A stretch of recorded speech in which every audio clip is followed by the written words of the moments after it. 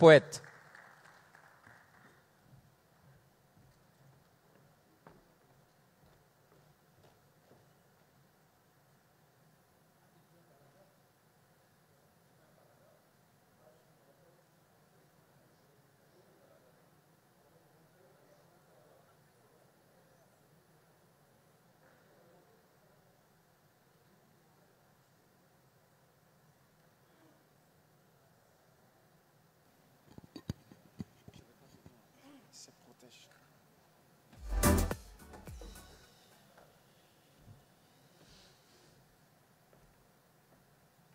Comme le timbre vocal qui transporte toutes les notes, dans mes têtes s'impose cette inspiration qui coule sur mon bloc-notes. Bonjour tout le monde.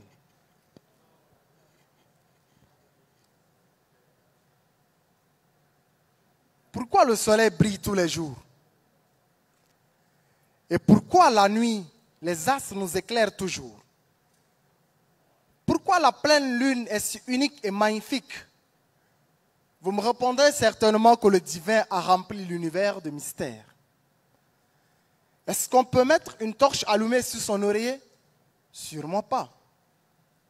Et si je demande aux partisans de la vieille école, est-ce qu'une lampe tempête peut éclairer sans pétrole? Sûrement pas. Pour s'exprimer, certains ont besoin du noir pour extérioriser leurs sentiments, leurs émotions et leurs regrets. Par contre, d'autres ont besoin de la lumière pour bien voir leur direction et les points d'arrêt au cours de leur trajet. Alors, entre lumière et obscurité, qu'est-ce qu'on préfère? Mais l'esprit m'a sifflé et m'a dit stop, protège. On a choisi l'énergie pour bien voir. Voilà pourquoi je dis qu'on n'a pas de raison. Parce que dans notre sous-région, notre sous-sol est bien garni, mais on a un problème d'énergie. Je ne trouve aucune excuse quand l'énergie fait tellement défaut et que chaque année c'est le statu quo et que le délestage cartonne partout et nous crée des difficultés à tous les niveaux. Mais vous conviendrez avec moi que peu importe la densité du noir, on a besoin juste d'une petite lumière pour bien voir. Alors de l'obscurité à la lumière, c'est la chevauchée vers une nouvelle ère. De l'obscurité à la lumière, c'est la chevauchée vers une nouvelle ère. En réalité, de l'obscurité à la lumière, c'est se pencher sur l'énergie solaire qui ne met pas de gaz à effet de serre. Oui, cela peut se faire parce qu'ici, on a beaucoup d'experts. Capter les rayons du soleil qui nous fatiguent par le biais des photovoltaïques. Cette énergie non polluante sera utilisable à tout moment et accessible à tous, voire gratuitement. Alors faisons place dans nos plans politiques et donnons de la place à l'infrastructure énergétique, car aucune émergence n'est possible si l'énergie reste inaccessible. Transcendons nos frontières grâce à l'énergie. Boostons l'industrialisation de notre sous-région pour répondre aux attentes de la population, parce que le CABEF est ce tunnel qui nous mènera vers la lumière. Et si ceux qui doutent encore de mon récital, et bon, cette grande rencontre à la capitale en est la preuve. Parce que venus de différents horizons, bourrés d'ambition et motivés pour la réussite de cette vision capitale pour le développement de l'industrie de l'Afrique centrale, voilà ce que j'ai dit. De l'obscurité à la lumière, la chevauchée vers une nouvelle ère. De l'obscurité à la lumière, c'est la chevauchée vers une nouvelle ère. Merci. Merci. Je sais qu'on a des projets à faire, mais ce texte, c'est comme c'est ma prière. C'est le corpus que je peux répéter 10 fois par jour quand je me réveille. Pour commencer quelque chose, on se pose des tas de questions. Qu'est-ce qui prouve que je réussirai? Où est-ce que cela m'amènera? Et que diront les autres? C'est vrai, deux fois, on a peur des regards des autres. Peur d'être sous la sellette. La honte nous submerge et on refuse de faire place à notre rêve pour éclore. Si tu es ici et tu as laissé la peur te créer une zone de confort, laisse-moi te dire que tu as tort. La vie, c'est les échecs, les difficultés. Alors fais face à ta glace et regarde-toi avec sincérité. Vaut mieux oser que rester les bras croisés. Rappelle-toi de tes ambitions Tu trouveras 1000 raisons qui te pousseront à commencer. Mais prépare-toi à être critiqué, moqué, voire attaqué. Des fois, tu seras opprimé, angoissé, comprimé, déprimé. Mais surtout, ne jamais renoncer. Le mieux, c'est galérer en restant motivé, car tu sais où tu veux aller. Ne cherche pas des récompenses immédiates. Le succès se construit petit à petit, ça prend du temps et de l'énergie. Romps avec des relations qui seront des blocus pour tes réalisations. Ne laisse pas la procrastination t'imposer une position. Wallah, pour réussir, on n'a pas besoin d'une permission. Surtout, ne fais pas le je connais tout. Au contraire, observe et apprends de ton alentour. Personne n'est parfait. Rien ne réussit à 100%. Alors soyons créatifs, innovants, diligents. Finis chaque journée avec la satisfaction d'avoir un pas vers l'illumination. Ne vois pas la facilité comme une option. Seuls les trouillards kiffent cette direction. Des fois, tu auras besoin de conseils, mais il y aura des conseillers qui feront côté des conseillers. Sois sûr, tu auras des jaloux, des hypocrites à ta tourse. Et bon, nourris-toi de tout ceci pour mieux mener ta course. Partout dans le monde, tu trouveras des bons boxeurs comme Mohamed Ali, comme Francis Ngannou. Mais la vie elle-même reste le meilleur boxeur. Elle envoie les coups dans tous les sens. Elle te mettra à genoux en permanence. Mais surtout, ne jamais renoncer.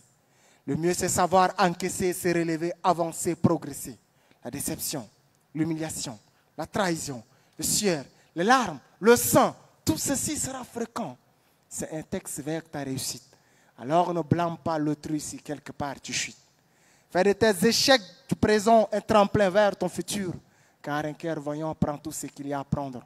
Dans les montagnes, dans les plaines, dans tout l'univers. Mais surtout, surtout, ne jamais renoncer. Ayons l'audace d'oser, ayons le courage d'avancer. Merci beaucoup.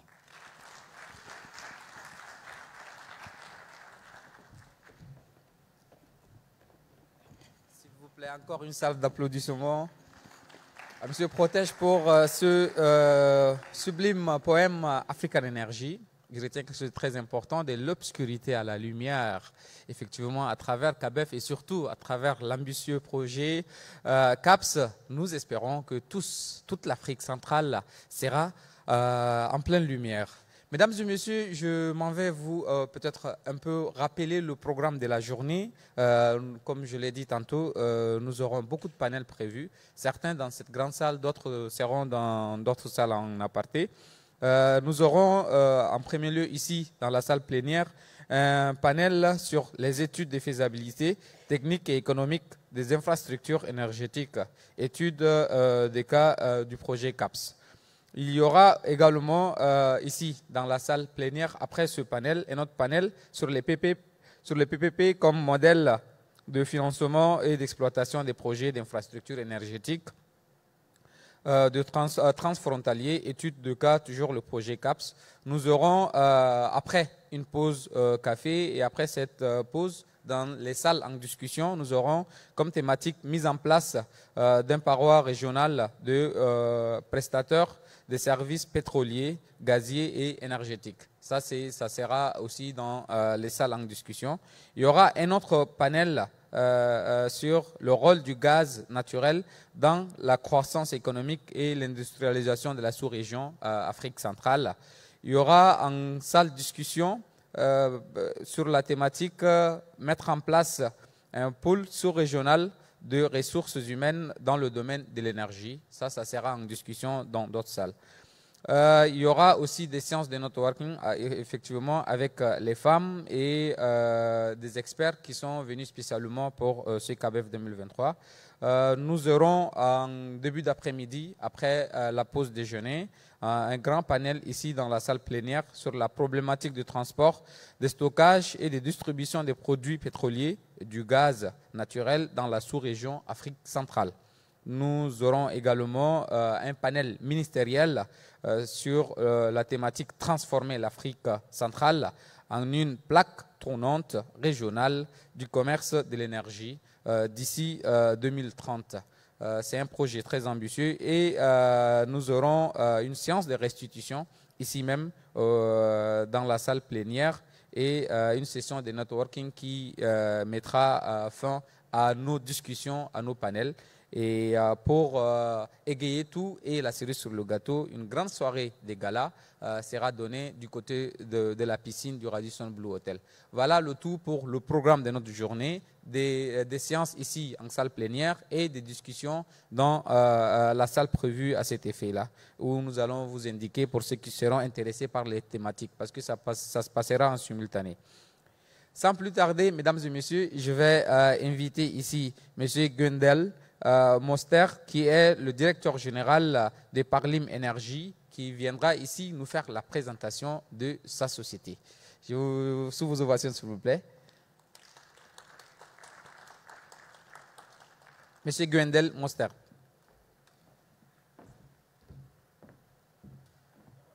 Bonjour. Bonjour. Bonjour. Je fais celui-là. C'est bon? Ok. Bonjour. Est-ce que tout le monde m'entend? Non? Vous êtes sûr? Je peux faire... Bonjour. Oui. Vous m'entendez? Okay. Bonjour à tous. Je vais plutôt utiliser ce micro si vous me le permettez. Tout d'abord, merci pour l'honneur qui m'est fait de pouvoir présenter notre société au sein de cette 3e édition du CABEF, ici Anne Adjameda. Est-ce qu'on peut peut-être partager la présentation qui était préparée? Voilà, merci beaucoup.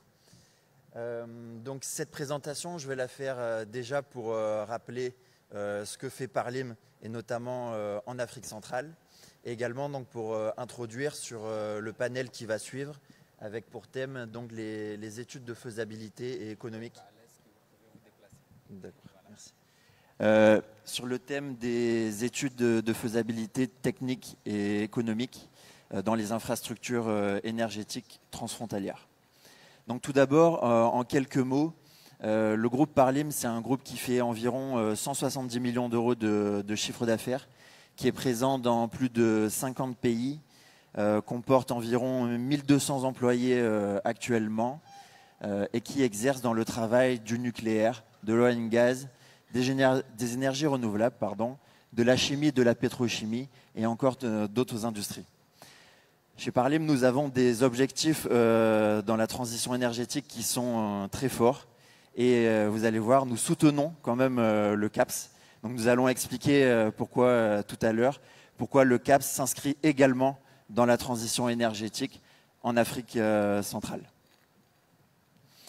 Alors nous sommes implantés un peu partout en France et également autour où nous réalisons plus de 50% de notre chiffre d'affaires. À peu près dans toutes les zones industrielles de la France. Et également donc, en Afrique, qui est le continent qui nous est vraiment cher, sur lequel nous tirons nos racines, puisque Parlim est né il y a 50 ans en Côte d'Ivoire, à Abidjan, où nous avons donc notre hub Afrique centrale. Nous en avons également un au Maroc, en Afrique du Nord, et un au Cameroun, celui que j'ai la chance de diriger, depuis lequel nous réalisons nos activités en Afrique centrale. Et nous avons ensuite d'autres agences commerciales dans l'Afrique. Donc un petit éventail de notre clientèle, principalement en Europe, que vous voyez ici. Et sur la slide suivante, en Afrique, avec...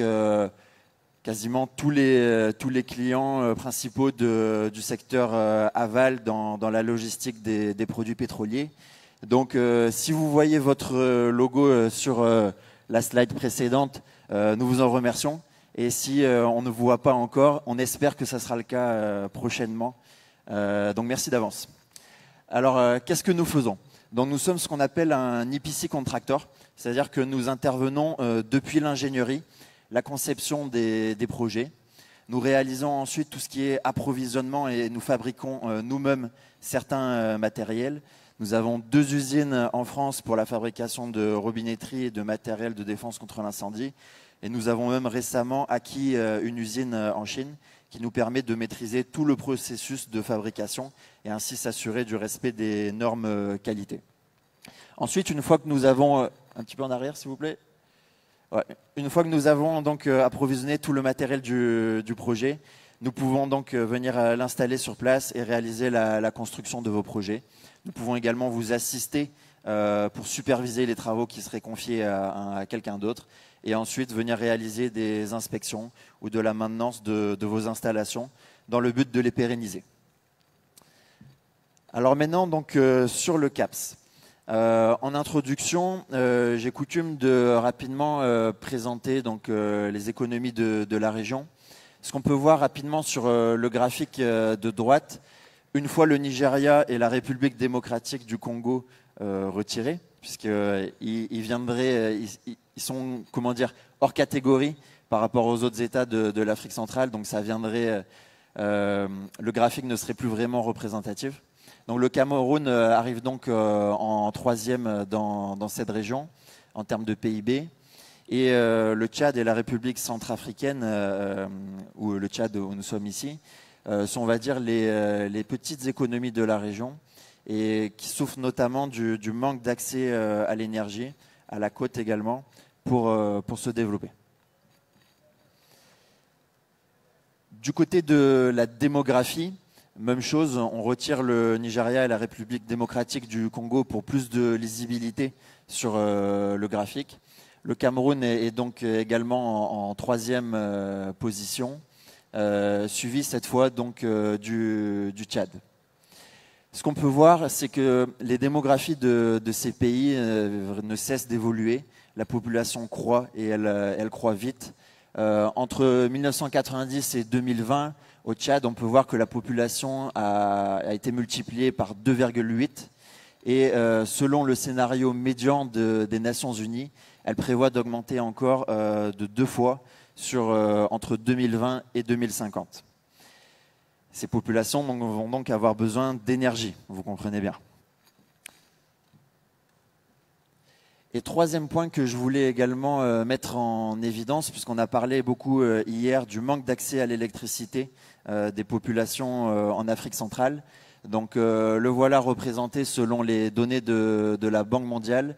C'est effectivement seulement un peu plus de 10% de la population en 2021 qui disposerait d'un accès plein à l'électricité au Tchad, à peu près pareil en République centrafricaine. Dans certains États de l'Afrique centrale, c'est mieux, mais il existe toujours un fort pourcentage de ces populations qui n'y a toujours pas accès. L'autre point que j'aurais pu présenter, c'était les réserves dont disposent ces États. Mais je ne vais pas vous faire l'offense de vous rappeler les réserves dont disposent les pays d'Afrique centrale. Vous les connaissiez mieux que moi en pétrole, en gaz naturel et également le potentiel renouvelable qu'on peut avoir avec l'hydroélectricité, le solaire, etc. Alors, une fois ceci dit, on a beaucoup parlé donc du CAPS hier. Qu'est-ce que c'est le CAPS, donc le Central African Pipeline System? C'est donc un réseau de transport d'hydrocarbures qui permettrait donc de connecter les zones productrices aux zones qui pourraient être consommateurs de ces propres hydrocarbures. Donc un réseau de transport. Quels produits devrons-nous transporter au sein de ce pipeline? La question à se poser, c'est quelles énergies promouvoir pour faire avancer ces véhicules? Deuxième question, pour produire son électricité. Troisième, pour faire fonctionner ces industries. Et quatrième, pour cuisiner, parce que c'est forcément très important. Alors pour la première question, c'est très lié au type de véhicule dont nous disposons. Et donc les énergies qu'on va principalement utiliser seront le gasoil et l'essence. Si vous pouvez appuyer, voilà. Pour produire son électricité, on a de fortes ressources gazières en Afrique centrale. Et donc on va choisir de promouvoir le gaz naturel. Même chose pour les industries. Et enfin, pour la cuisson, on va s'intéresser vers le GPL. Alors, je ne vais pas présenter les avantages du gasoil et l'essence, qui sont, on va dire, les produits les plus répandus, mais attardons-nous un petit peu plus sur les produits gazeux. Alors tout d'abord, le gaz naturel. Pourquoi promouvoir le gaz naturel donc pour l'industrie, pour l'électricité?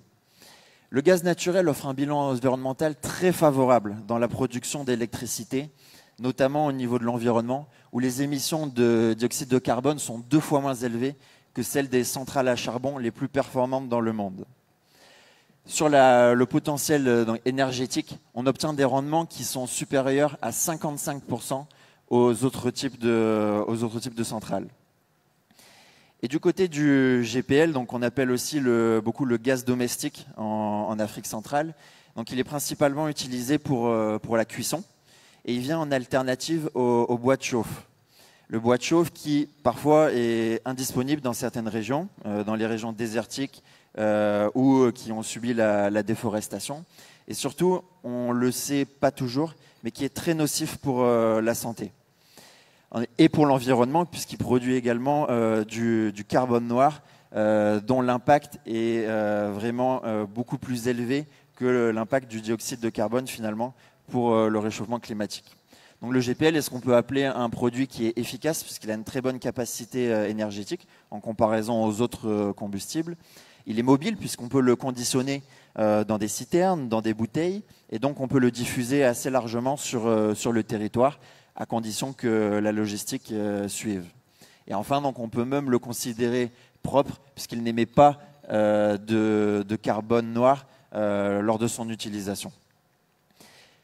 Et c'est également un produit dont la demande va le plus augmenter en Afrique dans les prochaines années.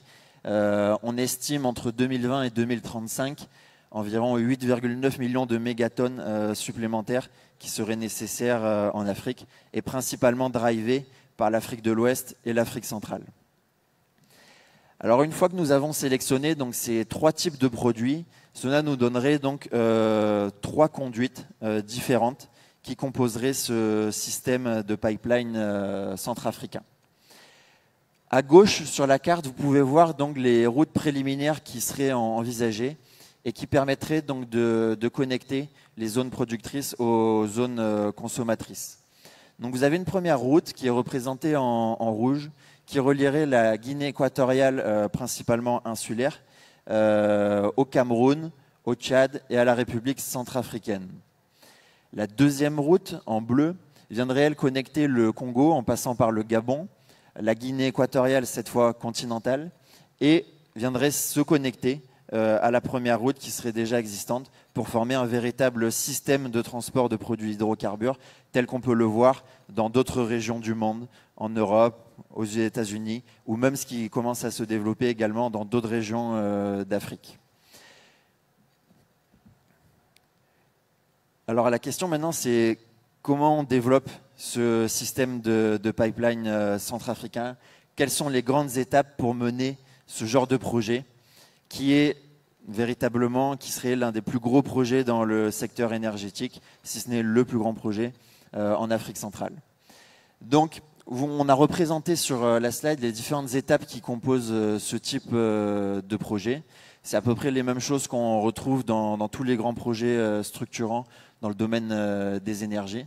Donc, ce qu'il faut retenir, c'est que c'est un processus long, c'est un processus complexe et qui nécessite d'être très organisé et de recevoir bien sûr le soutien de tous les leaders politiques de la région. Donc on a une première phase qu'on appelle l'étude d'opportunité qui permet véritablement de concevoir le projet. Donc c'est pour aller un peu plus loin sur ce qu'on vient d'aborder et qui nous permet également d'avoir des premières estimations de CAPEX assez larges mais qui donnent déjà un ordre de grandeur. Elle est suivie par donc, une phase de faisabilité où on va aller un peu plus dans le détail technique qui nous permet d'arriver à des précisions d'environ plus ou moins 50% sur le CAPEX estimé. Ensuite, l'ingénierie de base où on va réduire l'imprécision à 30%, l'ingénierie détaillée à 15%.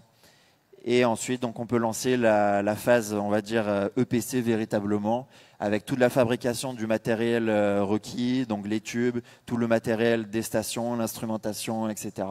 Venir l'installer sur place, construire, mettre en service et enfin exploiter.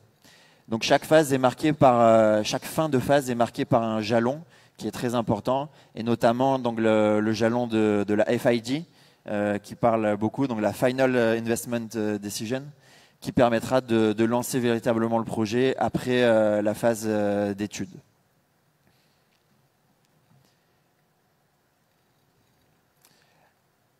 Alors, c'est une démarche qui nécessite un très vaste éventail de compétences, surtout considérant l'étendue du projet. Donc, au cours de la phase d'opportunité, on va étudier tout ce qui est l'économie du projet, la faisabilité technique également, l'impact carbone du projet, puisqu'un projet de pipeline, on l'oublie souvent, mais est un véritable moyen de réduire son impact carbone. Parce que si on prend l'exemple des produits carburants automobiles, comme l'essence, le gazole, si on ne les transporte pas par pipeline, on va les transporter par camion.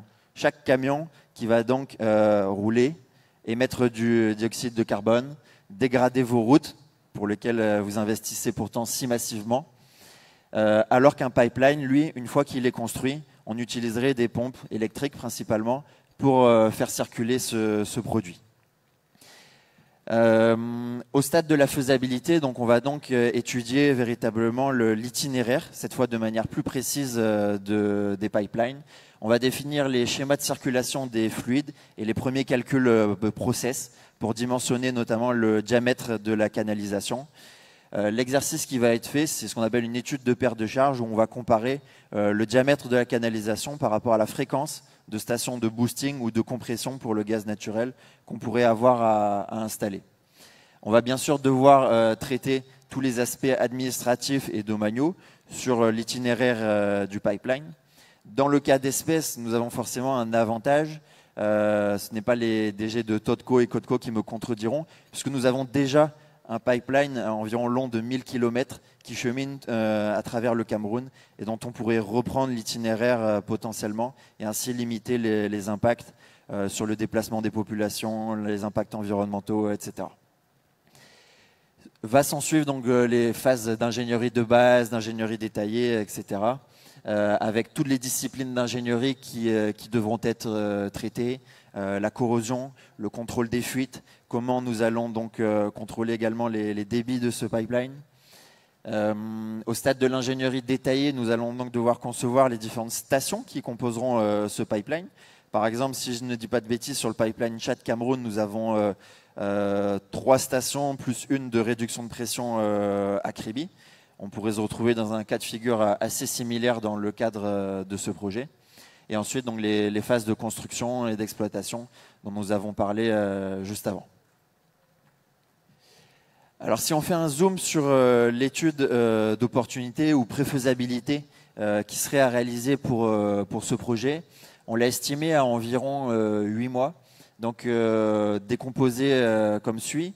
Environ 2 mois pour la phase d'étude d'opportunité économique, 4 mois pour la préfaisabilité technique, 1 mois pour la modélisation financière, donc les estimations et la modélisation de tous les KPI financiers pour étudier la rentabilité du projet.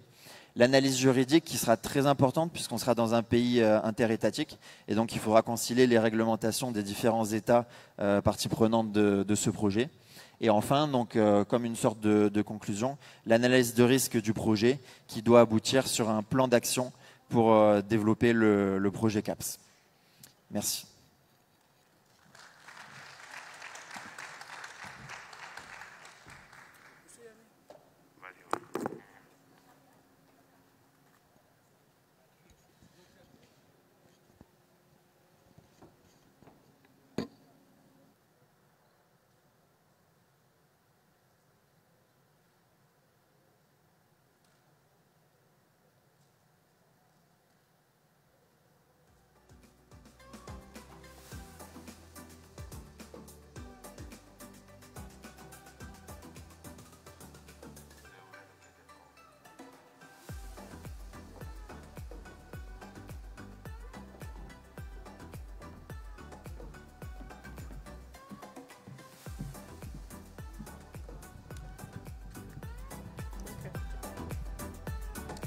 Bonjour, mesdames et messieurs. Nous allons poursuivre avec notre programme de la journée. Avant de commencer avec notre premier panel pour aujourd'hui, je vais inviter sur la scène M. Zakaria Dosso, qui est le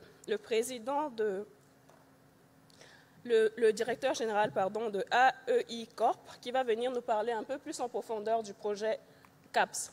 Donc, j'invite M. Zakaria Dosso à me rejoindre sur scène pour nous parler un peu plus de ce projet qui nous réunit ici pour ce CABEF. Sous vos ovations, bien sûr.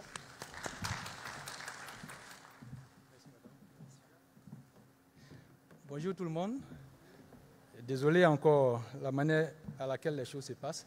Donc, je suis Zakaria Dosso, DG de AECOP. AECOP est l'institution financière des APO pour le financement des projets en termes de développement de l'industrie pétrolière. Donc, principalement, le projet des pipes de l'Afrique centrale a été inspiré par le pipe Afrique de l'Ouest. Donc quand j'ai vu ça, il dit, bon, si je dois faire une intervention, je vais rappeler, comme le rapport est toujours important pour savoir où on va, les étapes par lesquelles le pipe l'Afrique centrale est passé, ça peut inspirer et améliorer également. Donc juste pour avoir une idée, puisque nous sommes dans les phases d'études de faisabilité, donc, en 1982, par exemple, la CEDEAO propose un objectif de mettre un pipe en place pour une intégration des pays.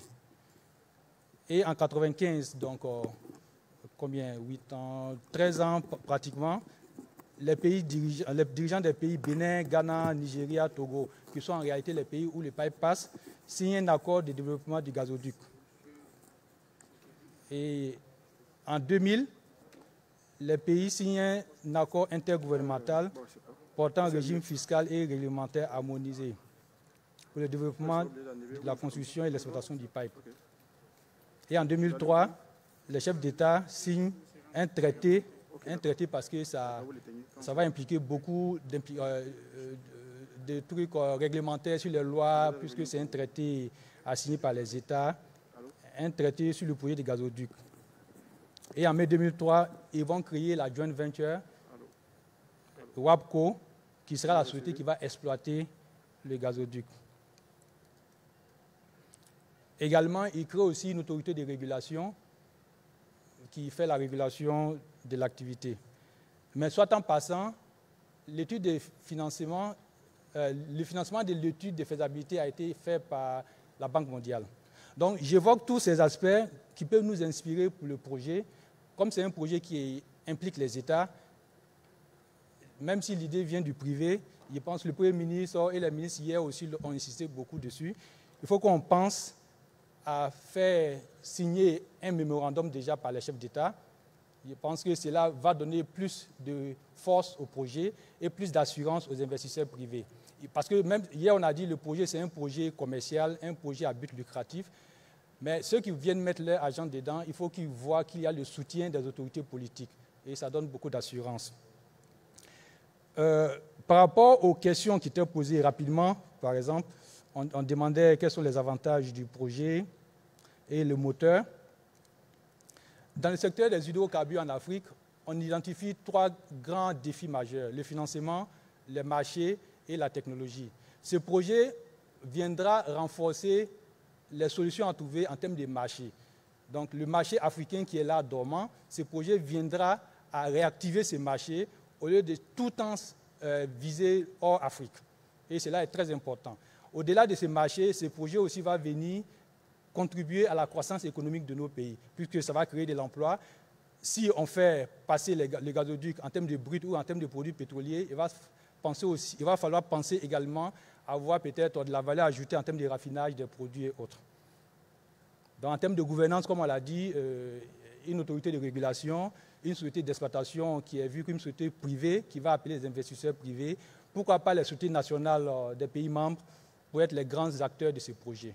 Donc, succinct, ma présentation. Je vous remercie de votre attention.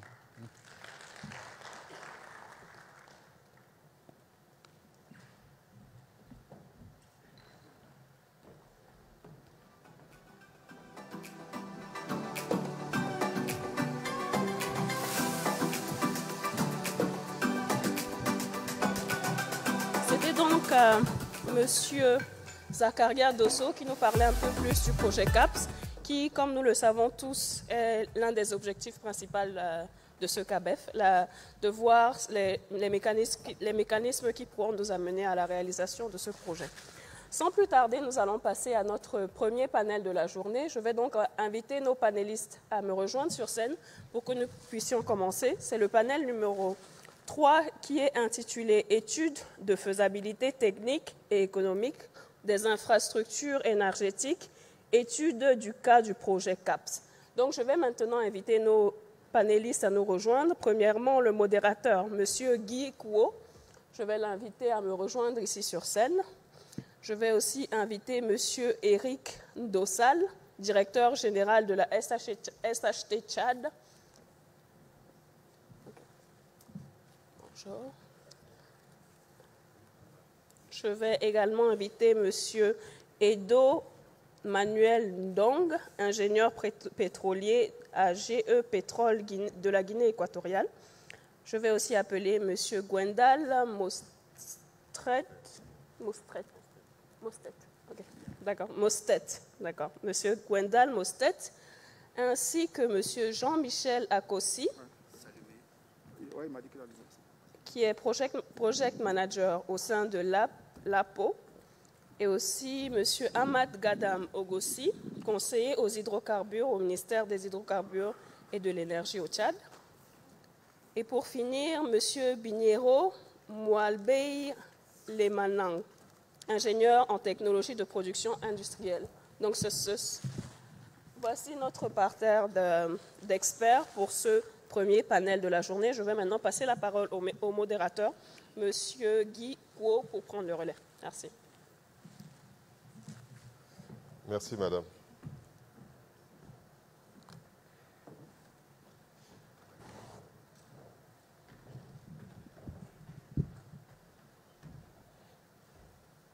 Bonjour à tous.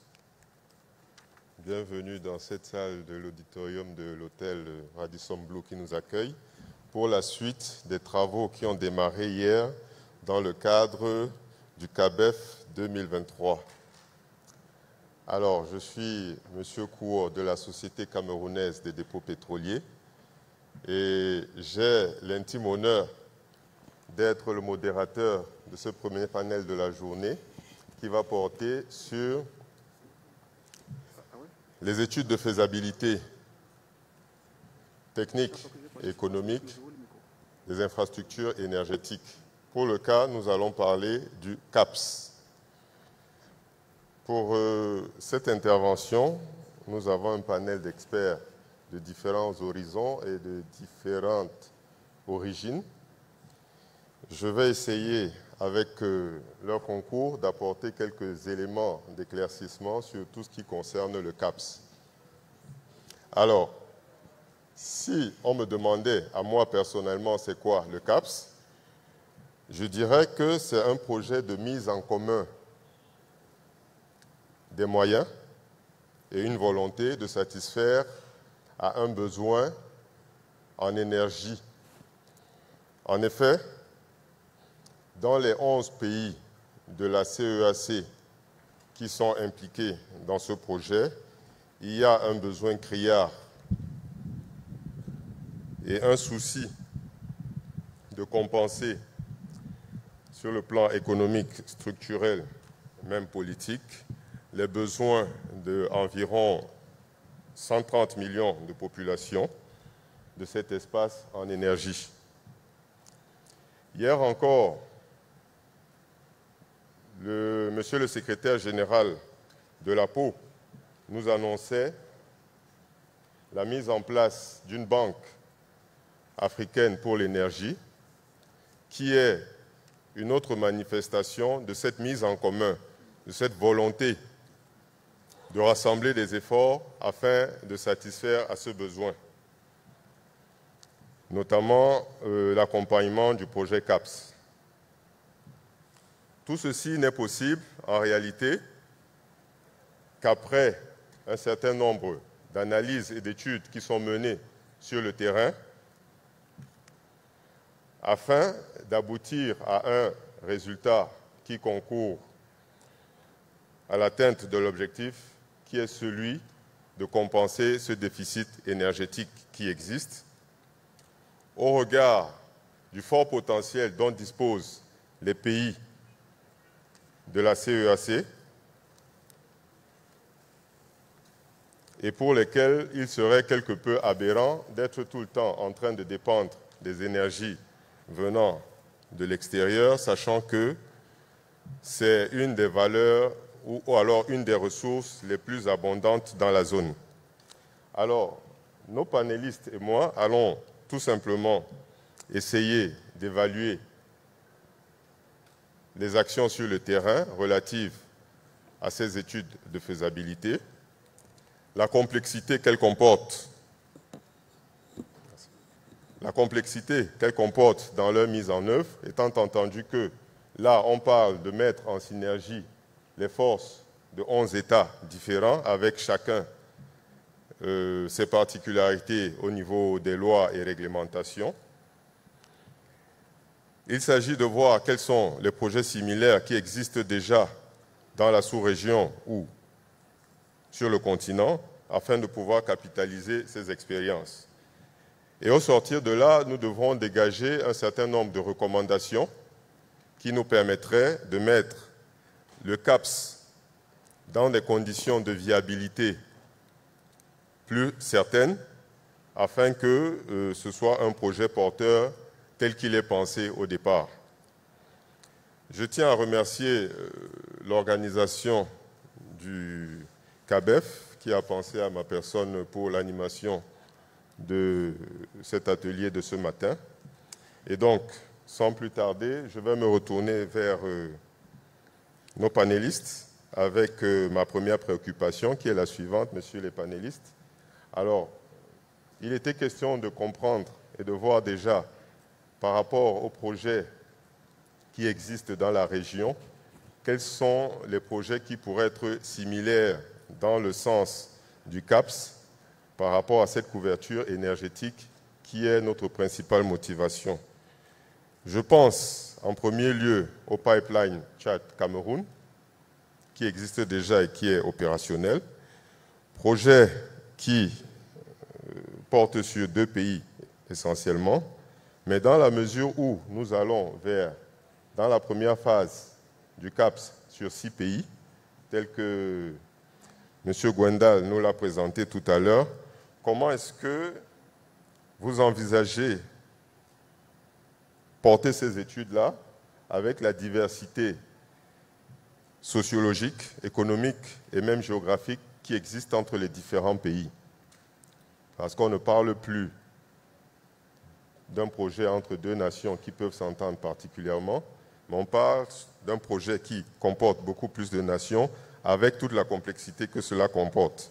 Sachant par ailleurs que chaque pays, à titre individuel, met en place ses propres projets qui n'ont pas forcément intégré la mise en place du CAPS.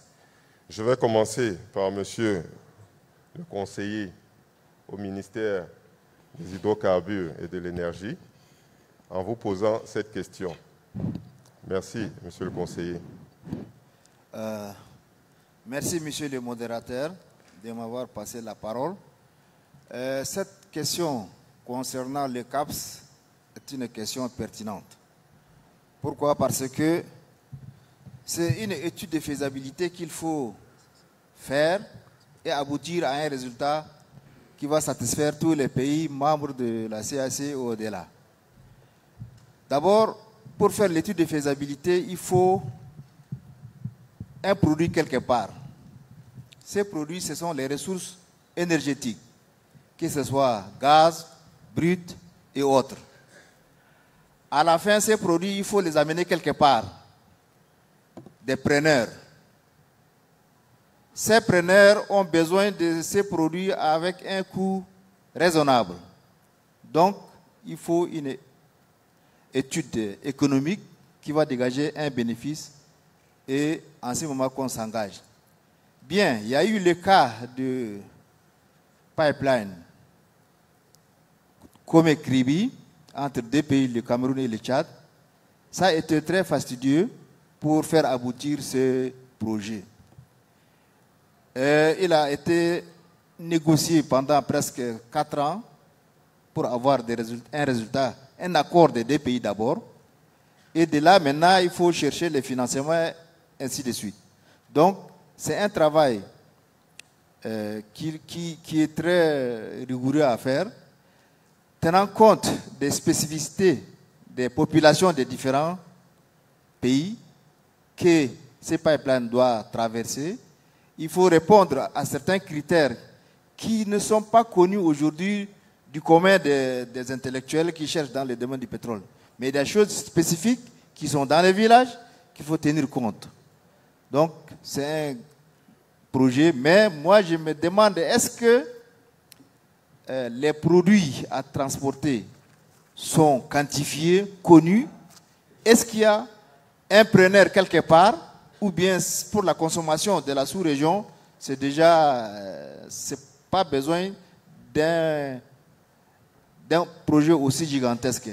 Si on fait un projet comme les CAPS, c'est pour exporter plutôt. Et pour l'exportation, à mon avis, les financements, c'est un grand hic. Comme vous avez eu à dire hier, que pour faire les études de faisabilité, il faut des financements extérieurs. La Banque mondiale, l'Union européenne, ainsi de suite, des gens qu'on les connaît depuis. Ces gens-là, si le projet intégrateur de l'Afrique est bénéfique pour les populations de l'Afrique centrale en général,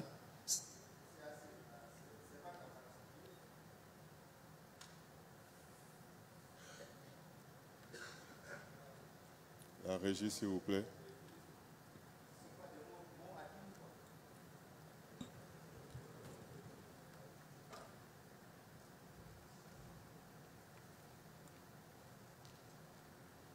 Donc, il faut qu'on ait une capacité de financer nous-mêmes, ces pays, les études de faisabilité. Et on sera sûr que ces études vont aboutir. Il n'y aura pas de cale quelque part. Donc moi je pense que c'est un long chemin à faire.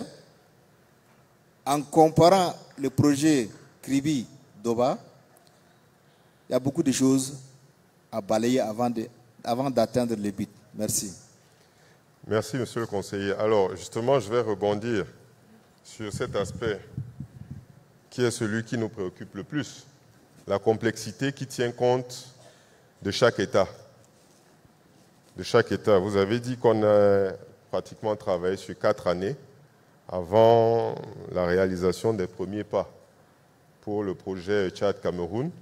Là, nous sommes sur un projet de plus grande envergure et d'après le planning qui nous est affiché par le cabinet qui a été consulté sur ces études de faisabilité, on est sur des délais qui sont relativement plus courts. Est-ce qu'on a une garantie, parce que ça reste ça le problème, si on veut aller vite dans le projet pour des résultats qui sont efficaces tout de suite, est-ce que nous pensons pouvoir voir ce projet dans des délais qui sont annoncés? Bon, nous reviendrons là-dessus. Je vais tout de suite passer la parole à monsieur le directeur général de la SHT afin qu'il nous dise lui aussi comment est-ce qu'il entrevoit la mise en œuvre d'un projet d'une telle envergure, sachant cette complexité qu'on évoque et qui n'est pas négligeable, étant donné que, comme je le disais tantôt, chaque État développe à titre individuel un certain nombre de projets qui, forcément, ne sont pas intégrés dans le CAPS, parce que ça reste à vérifier. Comment est-ce que vous appréhendez ce sujet?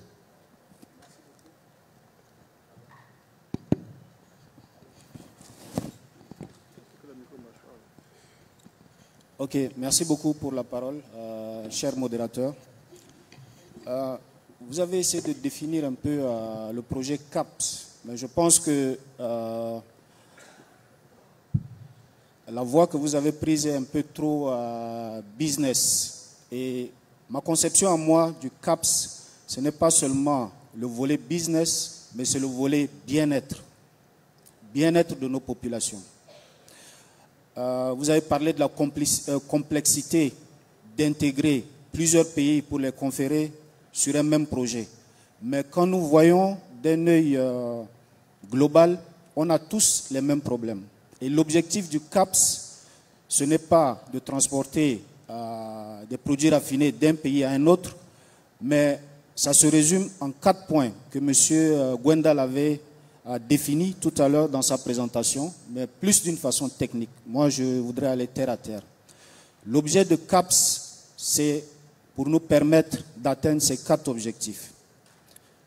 Chaque matin, un enfant tchadien, un enfant guinéen, un enfant gabonais puisse se lever, allumer la lumière à la douche, se nettoyer avec de l'eau, s'assurer qu'il a son petit déjeuner le matin et non que la maman soit surprise par une bouteille de gaz qui est finie à 6 heures du matin et il ne peut pas prendre son déjeuner pour aller à l'école, et que le papa ne soit pas surpris qu'une station, je ne dirais pas le nom, une station de service n'ait pas de produit à 7 heures du matin et que son réservoir est vide.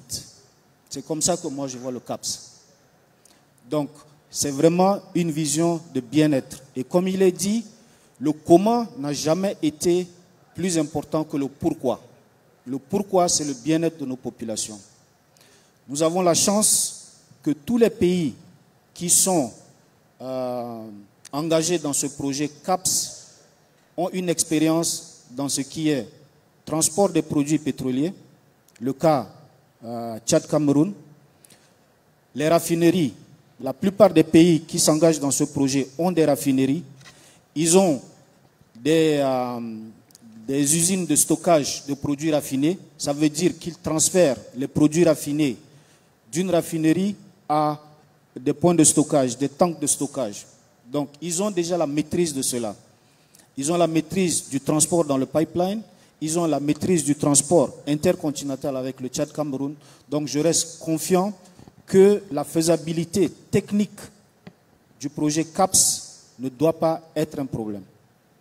Comme nos dirigeants l'ont dit hier, c'est mettre en place toutes les régulations pour permettre de faciliter ce projet-là. En ce qui concerne le volet économique, récemment au Nigeria, M. Dangote, à lui seul, a fait la plus grande raffinerie du Nigeria. L'argent n'est pas un problème, comme disent les entrepreneurs ou les financiers, les banquiers. Le problème, c'est est-ce que le projet est viable et est-ce que nous avons la capacité de gérer ce projet-là, la compétence de gérer ce projet-là. La viabilité de ce projet, ça ne se discute pas, parce que c'est au niveau du coût du transport. Nous savons tous que si on doit catégoriser les coûts de transport dans l'industrie, l'aviation est le plus cher, quoique ça dépend des projets, parce que vous pouvez payer plus cher pour gagner en temps d'exécution. Donc ça, c'est encore un autre débat. Après vient le transport routier, après il y a les transports soit navire ou ferroviaire, et le dernier, c'est le pipeline. Le pipeline est le plus moins cher parce que au niveau de la continuité, au niveau de la fiabilité, il reste le meilleur. Et le coût de transport aussi est le plus bas. Vous pouvez diviser par un ratio de 7 à 10. Et en divisant ce coût de transport, à la fin, ça revient à ce que j'ai dit dans mon introduction, c'est le bien-être de notre population, quelle que soit la nationalité. Donc, pour vous répondre, je reste très confiant par rapport à ce projet. Le financement ne doit pas poser un problème. Et tous les pays ou la région dans laquelle nous envisageons réaliser ce projet a déjà une expérience, non seulement au niveau de la gestion de ce genre d'assets, mais aussi au niveau de la gestion de la faisabilité, tout ce qui est études environnementales, études techniques. Donc nous restons confiants. Alors, merci beaucoup, Monsieur le Directeur Général. Je partage avec vous la volonté de voir vraiment ce projet arriver à terme pour le bien-être, effectivement, de toutes nos populations, parce que ce n'est plus à démontrer. Nous en avons absolument besoin. Mais permettez qu'on évoque un peu notre scepticisme par rapport à la mise en œuvre de certains projets. Hier encore ici, nous parlions du mix énergétique dans le cadre d'un réseau interconnecté. On a évoqué le cas du PEAC, qui existe depuis une vingtaine d'années, avec une série de projets qui sont dans les tiroirs. J'ai bien envie de vous demander, est-ce que les études de faisabilité de ces projets-là n'ont pas été réalisées au point de voir l'opportunité que ces projets-là avaient? Parce qu'à la date d'aujourd'hui, peu d'entre eux ont vu le jour. Donc, c'est pour ça que je dis, comprenez un peu le scepticisme qu'on pourrait afficher, malgré tout le bien fondé qu'un projet tel que le CAPS pourrait avoir. Donc, je vais me retourner vers M. Ondo, Edo Ndong, voilà justement, excusez-moi, qui travaille dans ce genre d'études depuis un certain nombre d'années, qu'il nous donne aussi quelque peu son point de vue par rapport à la faisabilité de ce type de projet. Oui, merci beaucoup, monsieur le modérateur. En premier lieu, j'aimerais partager les excuses de notre directrice générale, madame Teresa, qui n'a pas pu être ici avec nous. Donc, elle m'a délégué cette responsabilité de participer à ce panel. En ce qui concerne le CAPS, hier, nos aînés, ils nous ont montré la voie, leur vision. Et les aînés ici avec moi sur le panel ont partagé l'idée de la complexité du projet.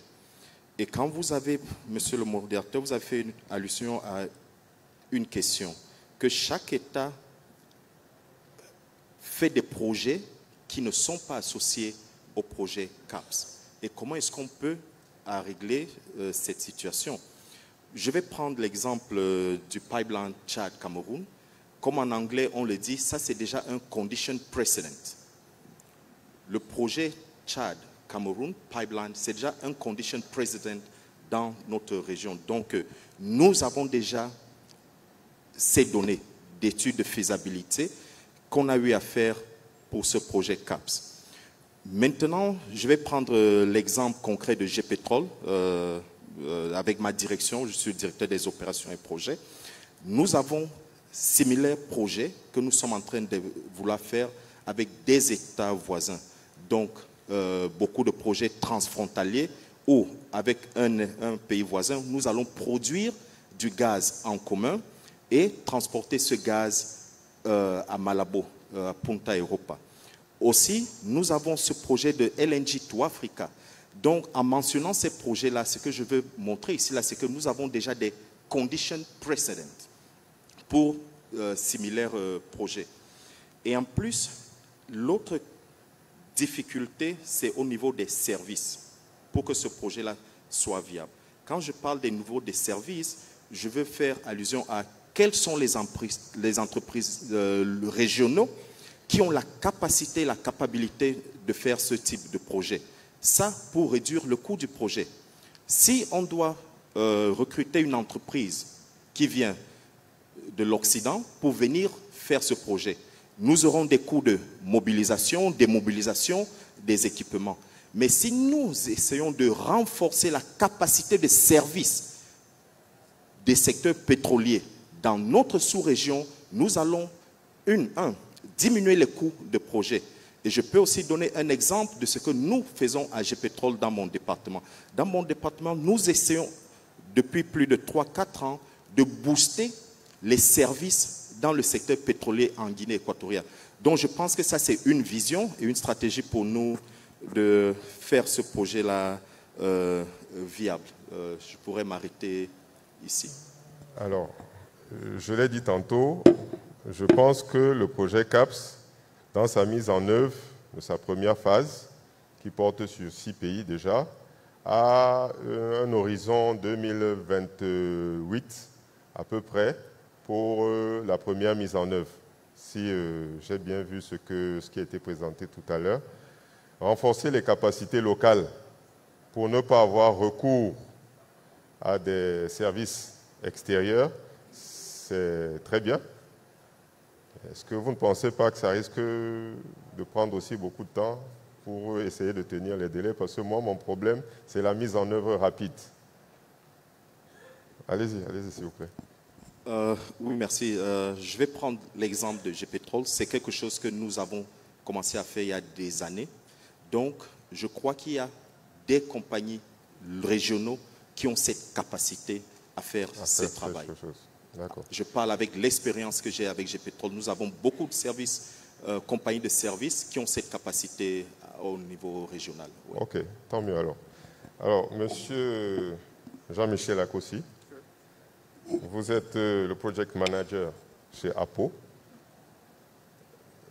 La faisabilité de ce projet, vous êtes derrière, d'une certaine façon, avec le CABEF, vous travaillez en étroite collaboration. Comme on le disait tout à l'heure, chaque pays, de son côté, met en œuvre ses politiques.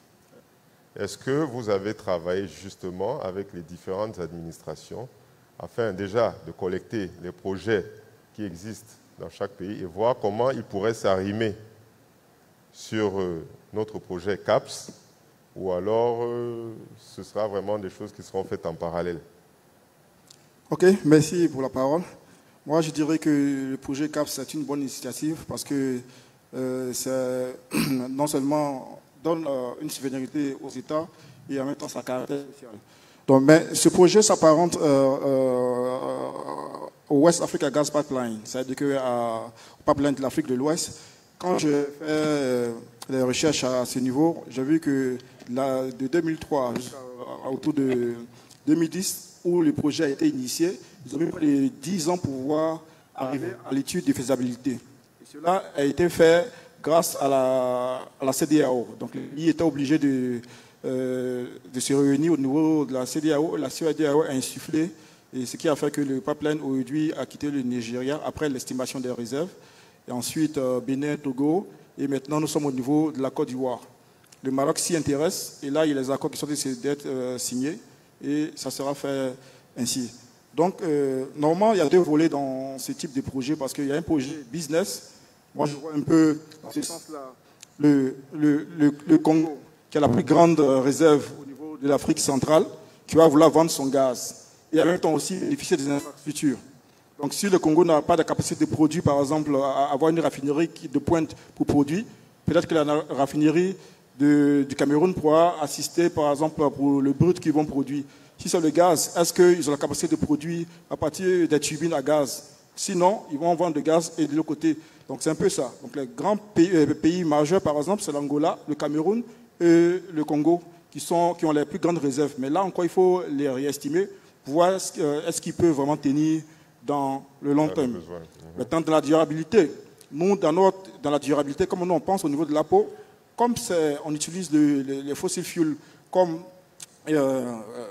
moyen de coopération, on s'est dit, écoutez, le pipeline de l'Afrique de l'Ouest, c'est le Nigeria déjà. Le Nigeria est proche du Cameroun et en même temps du Tchad.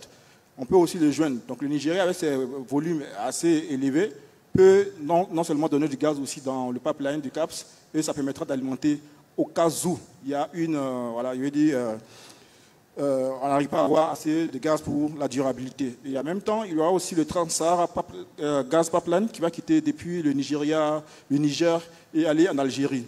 L'Algérie, nous savons, c'est la plus grande réserve au niveau de l'Afrique, donc il pourra aussi faire l'inverse. Donc il y a un reverse qui va se faire.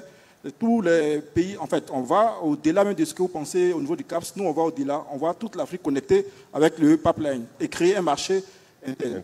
Donc c'est quelque chose qui est faisable, ça prendra un peu de temps. Maintenant, pour revenir à l'inquiétude, pour dire non, est-ce qu'on peut aller vite dans les projets, moi je me dis non, il y a plusieurs méthodes.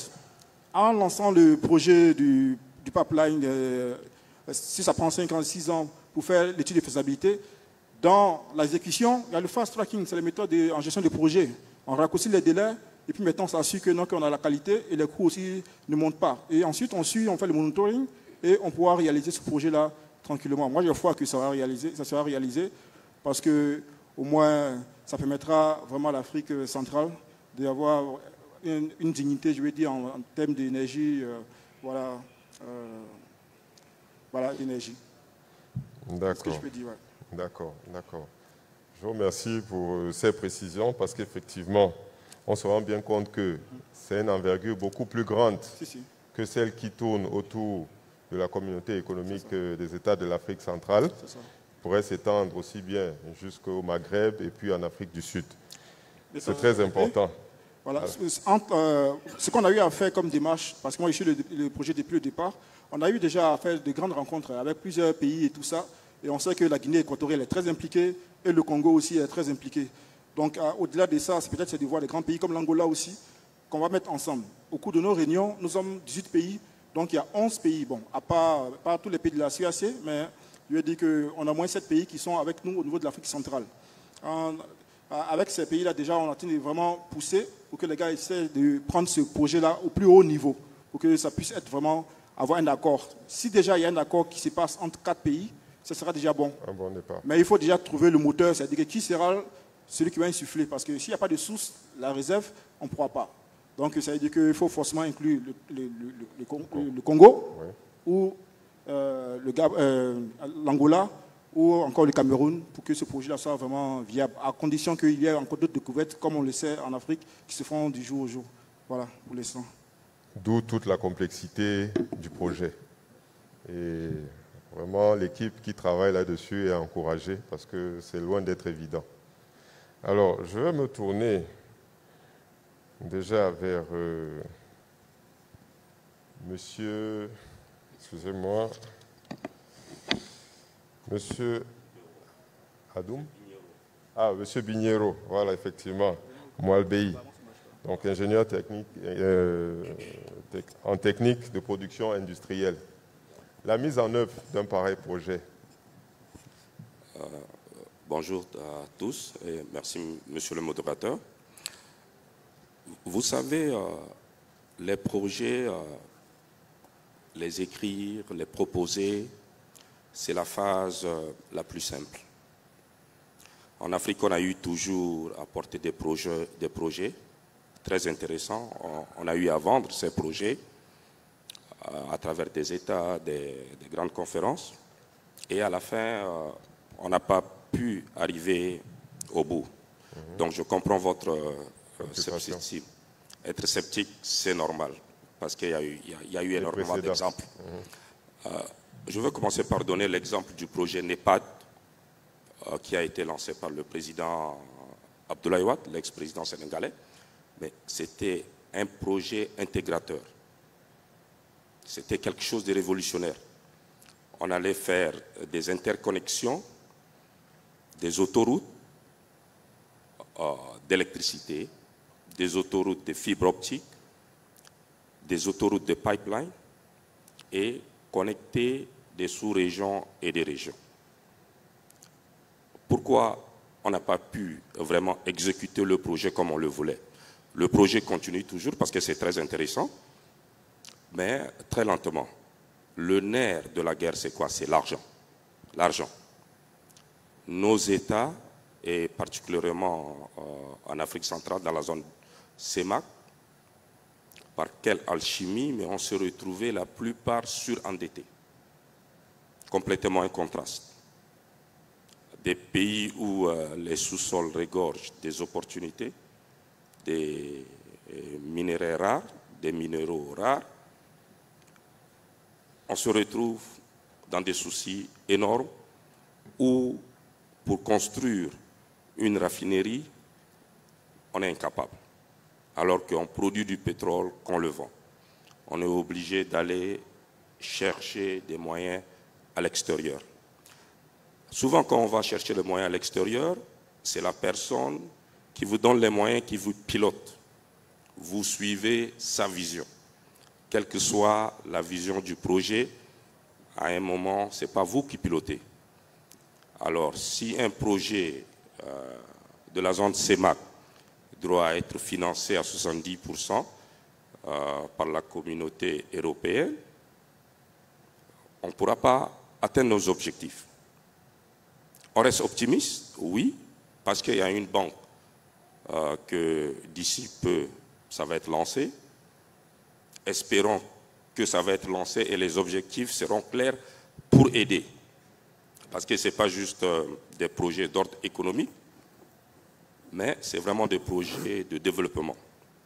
Le CAPS, le pipeline, ça serait des kilomètres et des kilomètres, et tout autour, ça permettra d'avoir des routes, des écoles, des hôpitaux et assez des infrastructures de base. On le sait tous, la zone, on vit dans la pauvreté, pour ne pas dire l'extrême pauvreté. Donc la situation est grave. Ces genres de projets doivent être accueillis par nos gouvernants et donner le soutien nécessaire pour qu'on puisse dépasser une certaine phase. Ça veut dire les phases de documentation. En Afrique, on est habitué à applaudir quand les produits viennent de l'extérieur.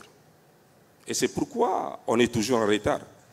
Parce que quand les produits sont conçus à l'extérieur, des gens qui n'ont jamais mis les pieds chez nous, ils ne peuvent pas comprendre qu'il y a des enfants qui sont nés et ils obtiennent leur première chemise à 5 ans.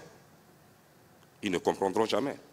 Mais si ces projets sont conçus, exécutés, financés par les États, des partenariats publics-privés, on pourra avancer vite. Parce que c'est l'argent.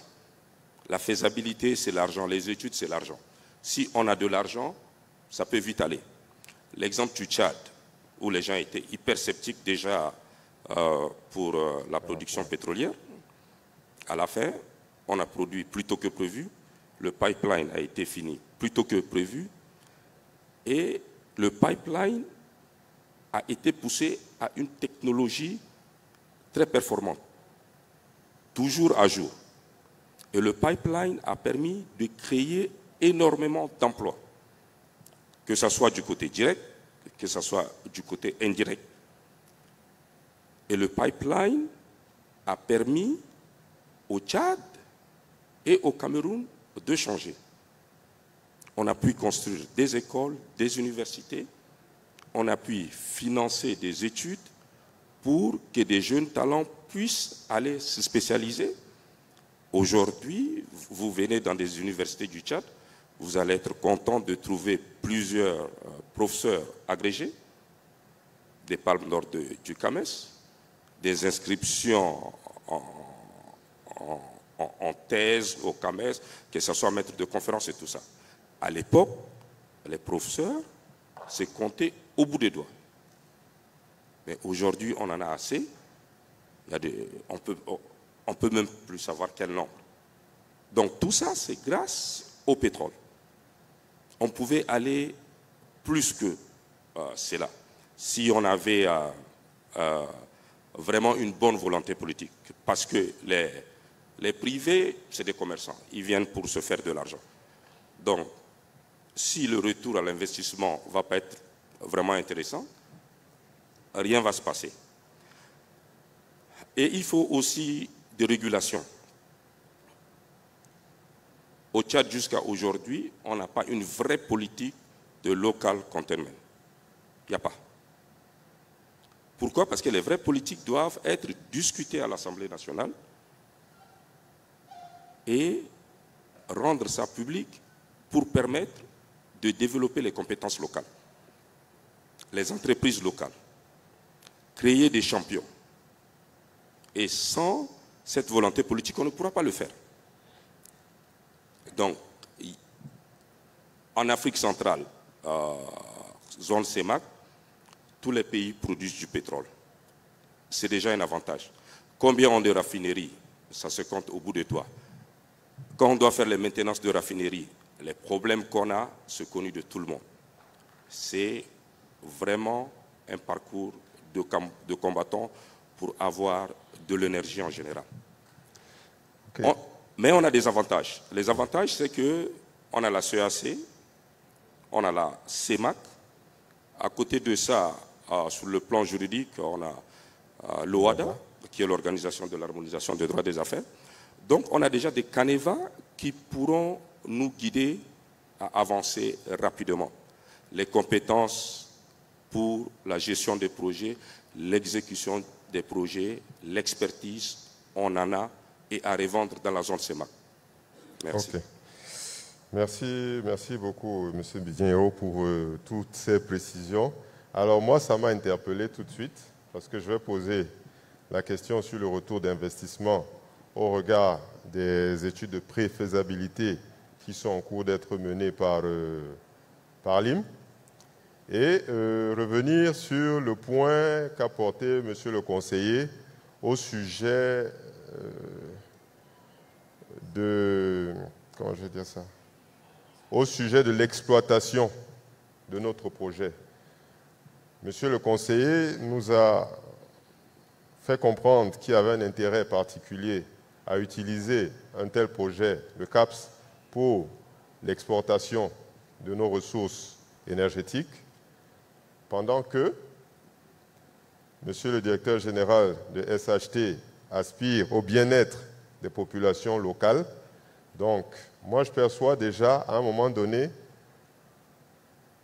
une différence dans l'orientation, l'objectif final qu'on pourrait donner au projet. Ça peut se compléter, on est d'accord là-dessus, mais au départ, il faudrait peut-être qu'on soit fixé sur un cap précis. Alors, par l'IM, comment est-ce que, dans quelles conditions vous travaillez pour mener à bien ces études de préfaisabilité que vous êtes en train de faire actuellement? Merci, monsieur le modérateur. Donc, effectivement, je pense qu'il est important de rappeler l'objectif initial du CAPS.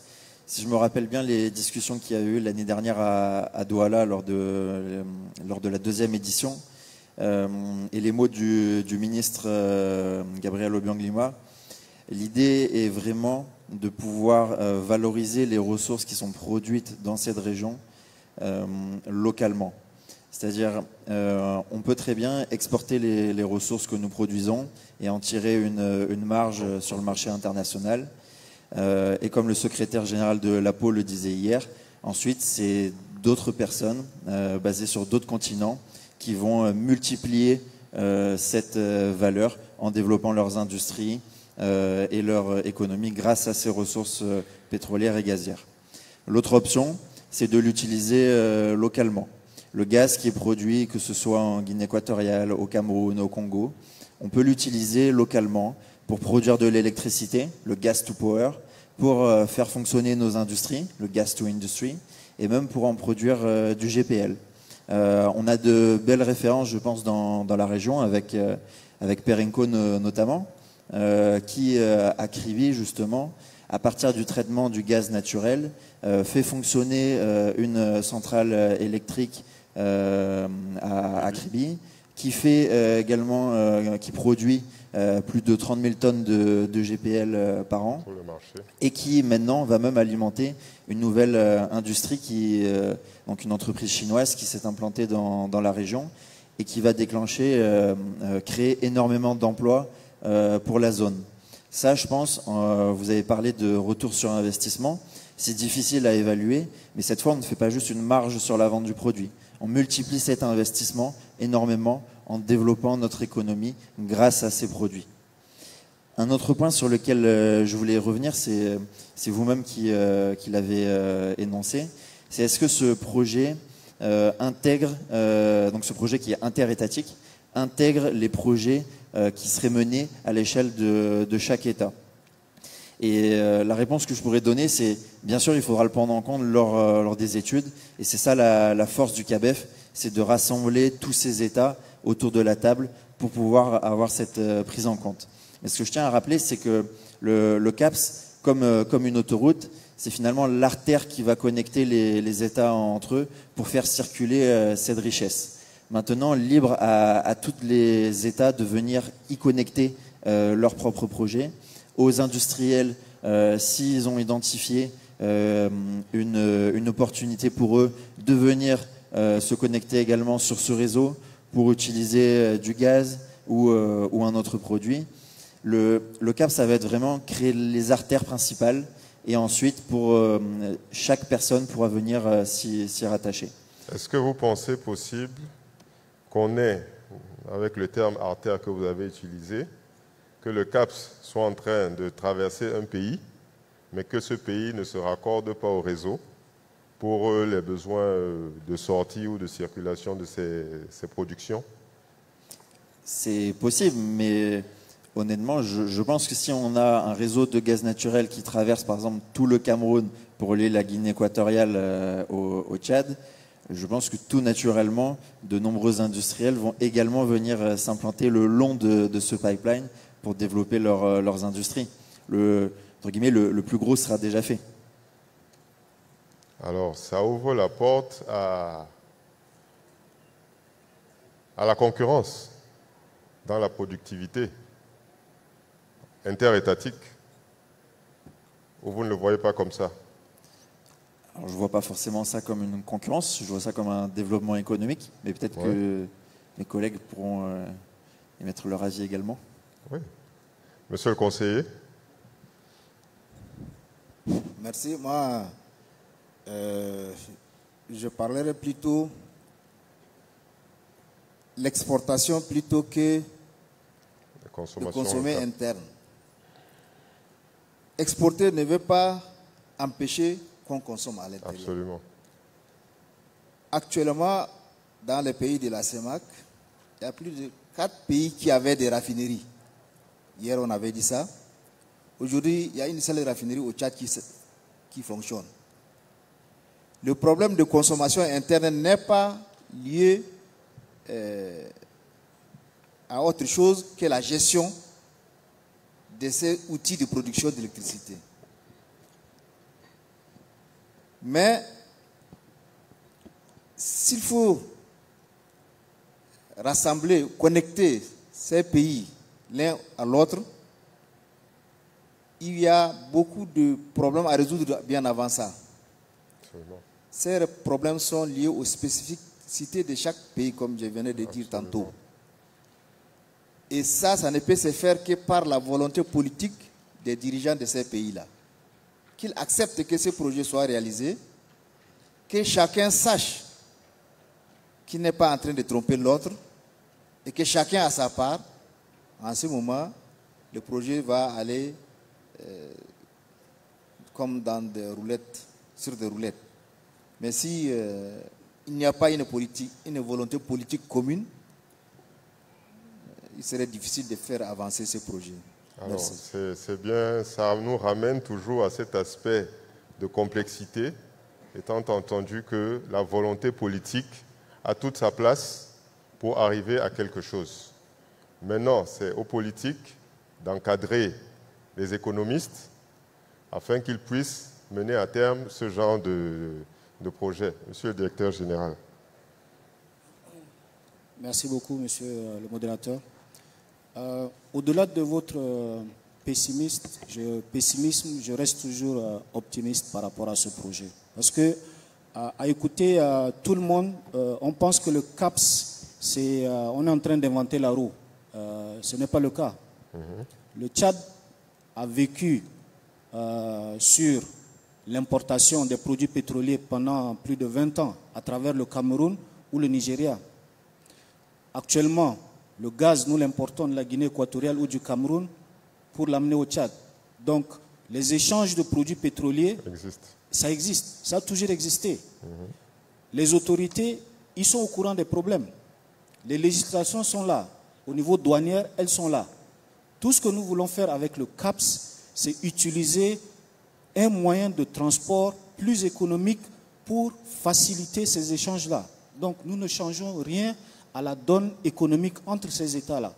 Et ces échanges, c'est la même chose entre le Congo, le Gabon et l'Angola. Ils le font aussi. Donc, je pense que le pessimisme n'a pas son lieu d'être ici.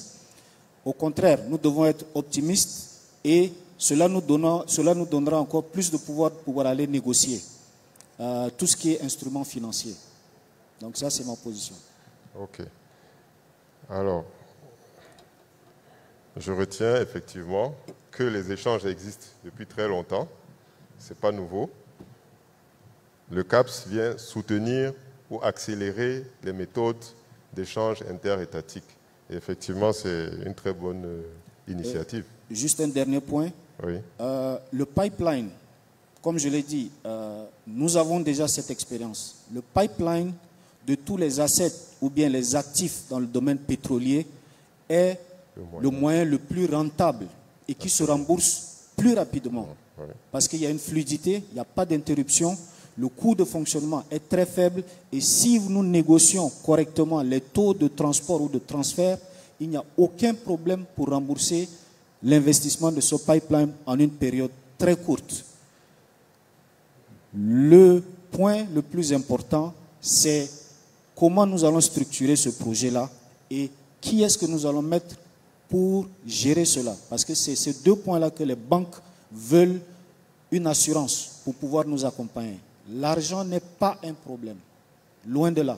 Il y a beaucoup de gens qui sont prêts à investir. Il faut qu'ils soient confortables envers nous. C'est tout. Alors, là aussi rejaillit le problème social qui concerne les tracés. Parce que les tracés, je crois qu'on est parti sur 6500 km de pipeline, a priori, pour le CAPS. C'est quelle distance, à peu près? Alors, je laisserai Totco et Codco me corriger si je me trompe, mais je crois que l'itinéraire Tchad-Cameroun, c'est environ 1000 km, un petit peu plus. Donc, si on additionne les deux routes que j'ai présentées tout à l'heure, on serait plutôt vers les 2500 km à première vue. C'est du vol d'oiseau, donc ça sera probablement majoré d'environ 30% ensuite sur l'itinéraire, mais on est dans ces ordres de grandeur. Alors, derrière ça, au niveau de chaque État, il y a cet aspect social qui est la délocalisation des populations, la prise en compte des études d'impact environnementaux. C'est des aspects qui sont assez préoccupants, qui ont souvent retardé pas mal de projets. Comment est-ce que vous comptez au niveau du CAPS piloter ces aspects-là? Je passe la parole à... Ok, merci. Normalement, moi, je pense que je peux partager une expérience personnelle parce qu'au niveau de la Côte d'Ivoire, j'ai participé à la construction des pipelines de gaz là-bas. Donc, ce qui s'est passé, c'est que dans la faisabilité, quand nous avons fait l'étude sociétale, on a été identifié toutes, c'est-à-dire sur le tronçon, la route, identifié toutes les personnes, même les vendeurs de cigarettes, tous ont été identifiés.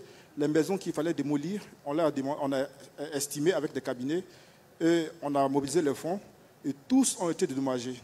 Quand ils sont tous partis et le coin a été rasé, en ce moment seulement que le pipeline est passé.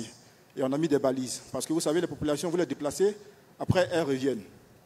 Donc on a mis des balises et chaque fois, c'est des patrouilles de vigiles qui sont là. Donc c'est surveillé 24 heures sur 24 pour éviter qu'il y ait des travaux qui se fassent et que le pipeline soit endommagé et tout. Maintenant, pour essayer de voir un peu dans... il y a une question sur laquelle je voulais intervenir quand même, c'est-à-dire qu'au niveau des nations, comment est-ce que eux-mêmes vous avez demandé, est-ce qu'un pipeline peut passer et un pays peut ne pas l'utiliser? Moi, je pense que c'est à chaque pays de pouvoir développer son système industriel ou bien ses besoins, estimer ses besoins et en fonction de ses besoins, ils vont maintenant, effectivement, utiliser le gaz pour aller avec le développement. En Côte d'Ivoire, par exemple, on a emboîté le pas. On produit à peu près peut-être autour de 159 millions de pieds cubes jour de gaz. Mais c'est affecté pour la production énergétique. On a deux pôles au niveau d'Azito et Yopougon et Vridi. Donc on produit l'électricité à partir de ces deux pôles-là. Et ensuite, au niveau des industriels. Donc quand moi j'étais rentré pour gérer le département de gaz des villes, normalement au niveau de la Côte d'Ivoire, ce qui s'est passé, c'est qu'il fallait aller voir les sociétés, comme Unilever et tout, les encourager à pouvoir maintenant changer, quitter par exemple le mazout ou bien toute l'électricité et venir au gaz naturel. On les a incités. Moi, je fais les calculs énergétiques gratuitement pour eux. Pour les inciter, on leur a montré un peu le bénéfice qu'ils feraient. Alors, quand ils ont changé, ça a été bien approuvé. Après, ils ont commencé à faire de gros bénéfices. La seule chose, l'État n'a pas suivi un peu. Parce qu'on veut lutter contre la vie chère. Si je vous donne une énergie à bas coût, normalement, vous devez aussi diminuer le coût de vos produits. Mais les produits sont restés nets et ils faisaient des bénéfices énormes. Bon, moi, j'ai écrit plusieurs courriers, mais ça n'a pas été suivi. Donc, les États doivent comprendre ça aussi. Au niveau de la régulation, je pense que les États peuvent déjà engager leur régulation interne à eux. la norme exige que quoi? Qu'un pipeline qui passe dans une ville, je ne parle plus de transport maintenant, là je rentre maintenant en distribution, qui rentre dans une ville, doit être autour peut-être de 4 bars. Et après, ça rentre dans l'industrie en millibars. Mais on se rend compte que nous, à Abidjan, on a fait passer les pipelines à 8 bars. On cherche à rattraper le coup. Vous voyez un peu. Donc ça a été des choses comme ça. Après, le gaz a été utilisé. Aujourd'hui, nous sommes arrivés à un niveau où le gaz est utilisé même pour les véhicules. Le gaz naturel. Hein. Donc vous allez voir qu'à Abidjan, vous allez voir les grands bus émergents. Ça, c'est le dernier projet qui a été fait avant de venir à l'APO. Les bus émergents, c'est des grands bus articulés, voilà, qui prennent le gaz naturel de la Bourbonne. Et ça fait que le transport, par exemple, dans le bus, c'est un bus confortable qui fait 200 francs. Vous voyez? Donc la vie chère à niveau du milieu. Et puis en même temps aussi, on essaie de dire non, que, écoute, ça réduit aussi la pollution. Parce que c'est plus le gasoil qui est utilisé pour la production. Voilà. Et pour les sociétés un peu plus loin, on a développé un système de gaz porté. Donc le pipeline ne va pas partout et on fait un système de gaz porté. On comprime le gaz à 200 bars dans les Bourbonnes et on leur envoie ça d'un système de détente et ils reçoivent le gaz naturel aussi dans ces sociétés, les industries éloignées. Donc c'est des micro-projets comme ça qu'on a eu à faire et tout le monde est satisfait et ça fait que l'industrialisation a commencé à se développer et on a de grands pôles industriels qui ont commencé à naître au niveau d'Abidjan. Vous allez voir un peu des choses comme ça. Ça, c'est ce que je peux dire. Vraiment, merci. Merci beaucoup. C'est des retours d'expérience. Je pense que nous devons tous capitaliser parce que ça met en exergue l'avantage qui réside dans ce genre de projet et qui, effectivement, pourrait répondre à notre préoccupation, qui est celle de nous sortir de cette précarité énergétique-là. Bon, je crois que le CAPS a tout intérêt à vraiment prendre en considération toutes ces expériences qui, à une échelle sous-régionale, auraient un avantage certain. Alors, je suis dans les temps, c'est bon? Ça va? Okay. Alors, un autre aspect qui est celui que vous avez évoqué, c'est celui du pilotage. Ça reste un aspect important. Et c'est toujours le point d'achoppement en général dans les projets, c'est le pilotage, le lead. Parce qu'on l'a évoqué là tout à l'heure, il faut quelqu'un qui prenne les devants. Est-ce qu'on accorde les devants à celui qui produit, qui a la plus grosse réserve, capacité, ou c'est celui qui vient avec les moyens les plus importants? Ok. Donc, si on prend l'exemple du gaz, du pipeline de l'Afrique de l'Ouest, ça a été fait à un conseil de la CEDEAO. Ils ont décidé de créer une entité à part entière. Ça veut dire qu'ils appellent WAPCO, qui gère. Ça veut dire qu'ils prennent le gaz là où il faut, ils vendent au pays, le pays qui a fourni son gaz est payé. On sait à combien il a injecté dans le pipeline et ça a été fait comme ça. Maintenant, si on doit venir dire un pays qui produit, ça n'a pas marché comme ça. Je pense que c'est de créer une entité, copier le même exemple et puis le faire. Le CABEF a essayé d'insuffler le projet. Est-ce que c'est eux qui seront retenus pour continuer dans cette étude? C'est-à-dire que en fait, pour le moment, c'est eux qui sont les coordinateurs. De l'autre côté, ça a été fait. Les pays se sont mis d'abord ensemble. Ils ont créé maintenant l'entité qui a fait l'étude de faisabilité. Mais il n'y a pas eu de lead comme ça. C'est juste les pays qui sont mis, les ministres qui sont mis, et ils ont été les leaders. Tout comme voilà, le CAB. Mais là, ils ont confié l'entité au CABEF pour faire le lead. Ils vont faire le lead à un niveau. Quand les accords seront signés, est-ce qu'ils ne seront pas maintenant comme un coordinateur du projet, ou bien la société qui va diriger le projet, ou mandater d'autres projets? Bon, en fait, je vais dire que c'est à eux de voir. Mais sinon, un pays, non, voilà, ce sera un consortium qui va décider d'une société qui va diriger. D'accord. Il y a d'autres points de vue sur la question? Monsieur le conseiller, monsieur le directeur général? Oui, par rapport à la gestion du projet, il est clair que les États ne pourront jamais les gérer directement. Ce n'est pas possible. La seule solution, les deux solutions, c'est soit les États copient le système de gestion du pipeline Tchad-Cameroun en créant des entités COTCO-TOTCO pour les différents traversées, ou bien le donner à une société privée qui va gérer cela. Dans le cadre par exemple, au niveau routier, où nous avons des autoroutes routières dont les sociétés privées financent, gèrent et récupèrent leur argent. Donc je pense que c'est sur ces deux voies qu'il faut aller. D'accord. Ok. Monsieur le conseiller, un dernier mot. Merci. Moi, En ce qui concerne la gestion de ce projet, comme nous avons eu à le dire, celui qui paye commande. Donc, celui qui a mis le maximum de moyens pour la réalisation de ce projet est habilité à gérer ce projet et récupérer son dû avant de laisser peut-être à d'autres gestionnaires. Merci.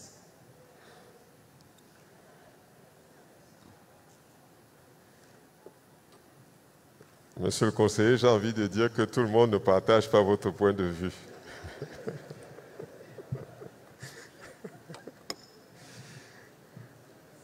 Parce qu'à un moment donné, je pense quand même que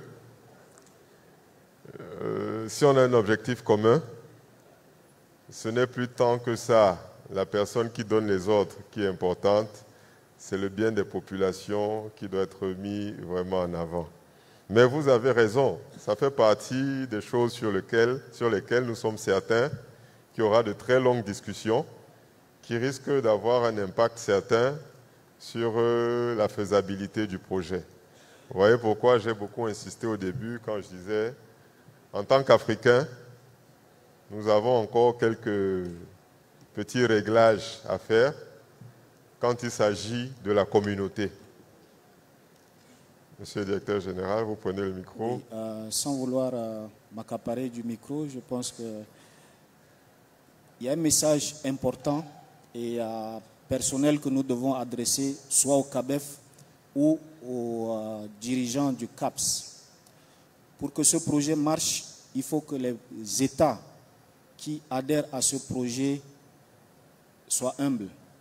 En Afrique, la plupart des pays utilisent l'argument de souveraineté nationale. Et c'est ce qui tue tous les projets régionaux. Nous devons vraiment faire attention à cela. Ne pas étouffer les projets par l'argument de souveraineté. Et on a parlé aussi de l'intégration des projets entre les villes.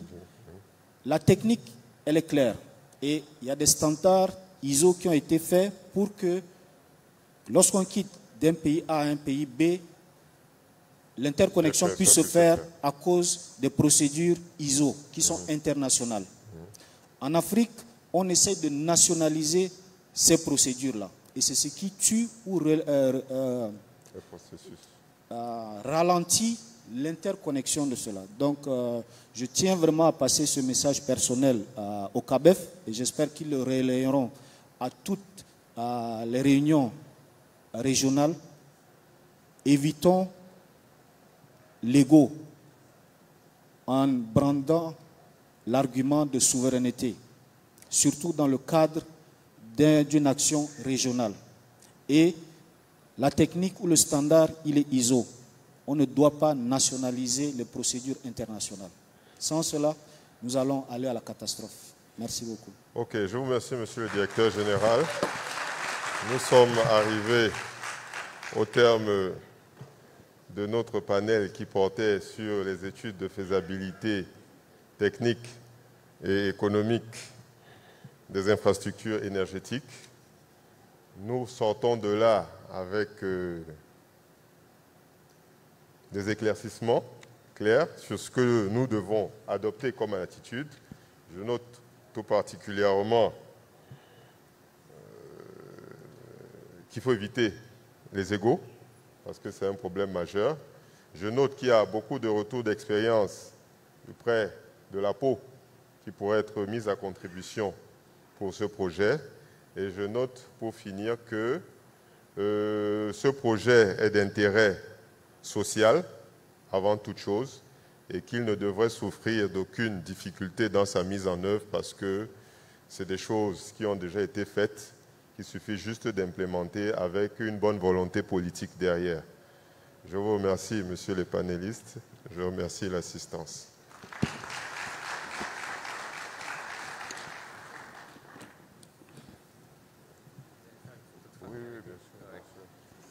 Je vous invite à une photo de famille avec le modérateur ensemble. Les photographes, si nous pouvons nous préparer. Avancez un peu.